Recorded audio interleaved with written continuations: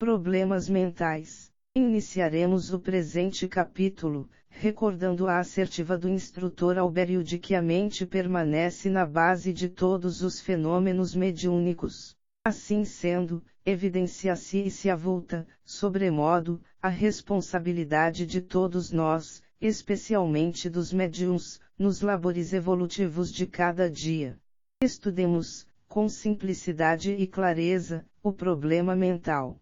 Assim como a ingestão de certos alimentos ou de bebidas alcoólicas ocasiona, fatalmente, a modificação do nosso hálito, alcançando o olfato das pessoas que próximas estiverem, do mesmo modo os nossos pensamentos criam o fenômeno psíquico do hálito mental, equivalente à natureza das forças que emitimos ou assimilamos. Teremos, então, um hálito mental desagradável e nocivo ou agradável e benéfico.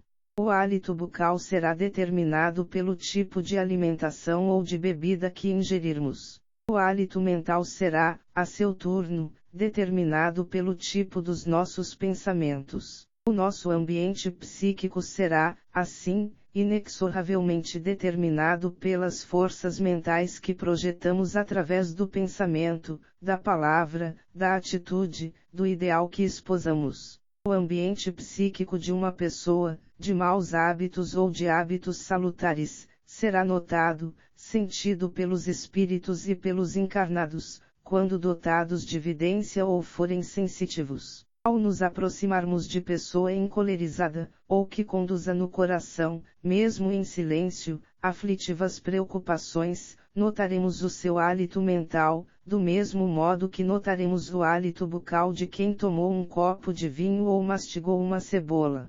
As ideias são criações do nosso espírito. Criações incessantes, ininterruptas, que se projetam no espaço e no tempo, adquirindo forma, movimento, direção e tonalidades equivalentes à natureza, superior ou inferior, das ideias criadas. Um pensamento, que expresse desejos ou objetivos, veiculado poderosamente por nosso espírito, poderá até ser fotografado.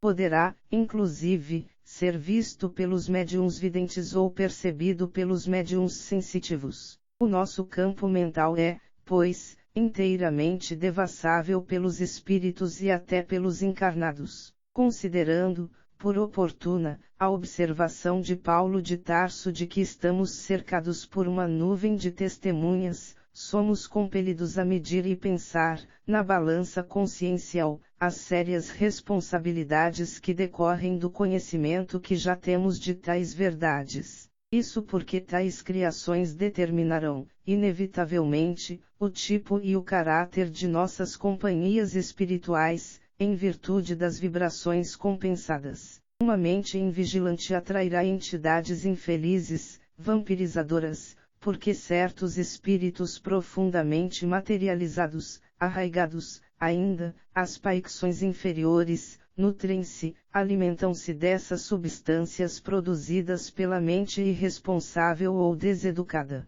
Ser médium é algo de sublime, determinando tacitamente o imperativo da realização interior, a necessidade de o indivíduo conquistar a si mesmo pela superação das qualidades negativas. Ser médium é investir-se a criatura de sagrada responsabilidade perante Deus e a própria consciência, uma vez que é ser intérprete do pensamento das esferas espirituais, medianeiro entre o céu e a terra. Convenhamos que será muito difícil aos mensageiros celestes utilizarem-se, de modo permanente, de companheiros encarnados sem a mais leve noção de responsabilidade, negligentes no cumprimento dos deveres morais, impontuais, inteiramente alheios ao imperativo da própria renovação para o bem, ou, ainda, inclinados à exploração inferior. A este respeito, ouçamos a palavra de Emanuel. O perfume conservado no frasco de cristal puro não será o mesmo, quando transportado num vaso guarnecido de lodo. Poderão os bons espíritos, reconheçamos, comunicar-se algumas vezes. Poderão transpor barreiras vibratórias e superar obstáculos da mente irresponsável, para estender benefícios aos estropiados do caminho. Poderão, ainda, extrair notas harmoniosas de mal cuidado instrumento, exaltando, assim, o poder e a glória, o amor e a sabedoria do Senhor da vida. Todavia, cumpre-nos admitir, dificilmente tornarão eles, os grandes instrutores, por medianeiro definitivo para as grandes realizações do Cristo o médium que vê, apenas, na sua faculdade, espetaculoso meio de produzir fenômenos, sem finalidade educativa para si e para os outros. A discriminação e importância do problema mental poderão, talvez, ser melhor entendidas mediante o gráfico organizado para o estudo e análise do tema criações mentais. Mente base de todos os fenômenos mediúnicos igual hálito mental emissão de forças determinadoras do nosso ambiente psíquico. Ideia igual ser organizado pelo nosso espírito. Igual pensamento, forma, vontade, movimento e direção.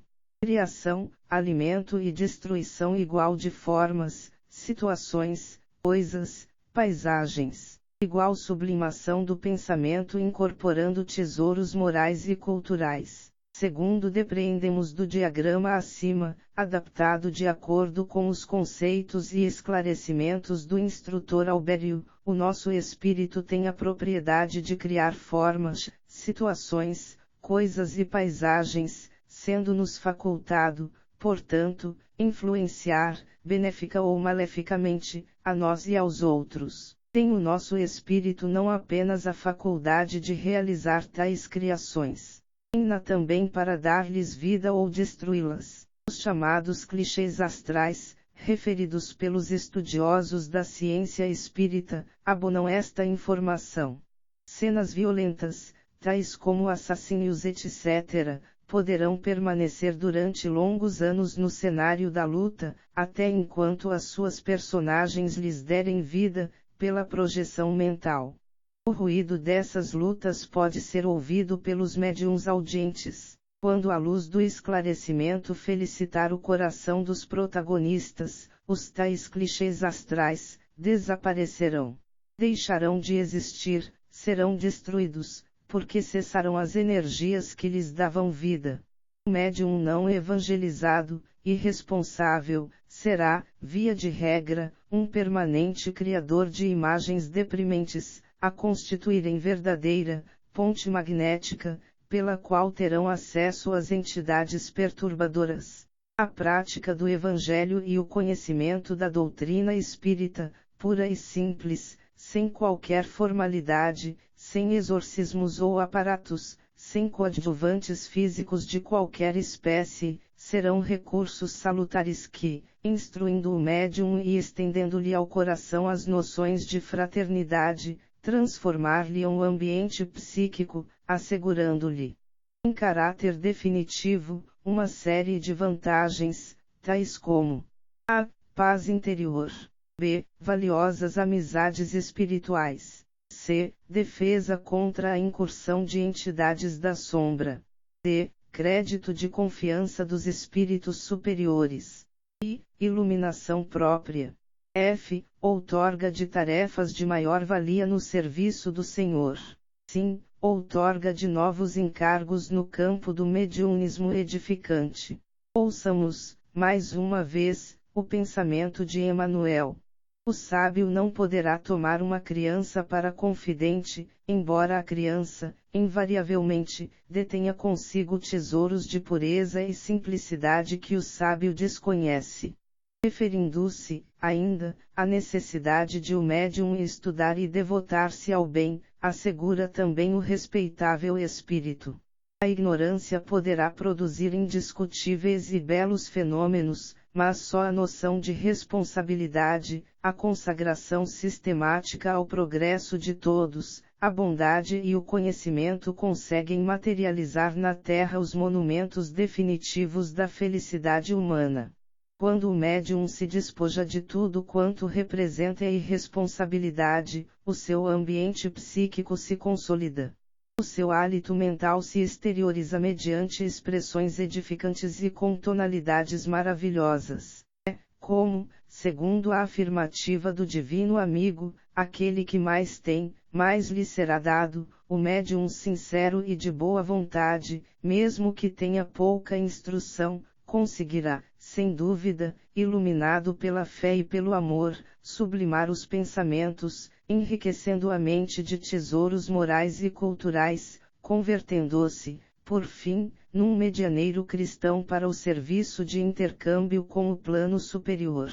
Um espírito inclinado à perversidade ou à turbulência, incorporando-se num médium espiritualizado, não resistirá ao suave, amoroso e fraterno envolvimento fluídico resultante do próprio estado psíquico do medianeiro, circunstância que, aliada à colaboração amiga do dirigente dos trabalhos e ao socorro dos protetores, facilitará a execução das reais finalidades do serviço mediúnico, levar, ao coração endurecido ou sofredor, o orvalho da bondade e da compreensão. Quem ama, irradia forças benéficas e irresistíveis, em torno de si, envolvendo, salutarmente, os que dele se acham próximos. O episódio do Lobo de Gubbio, com Francisco de Assis, é expressivo. Demonstra como a violência e a agressividade se estiolam, inermes, diante do incoercível e ilimitado poder do amor.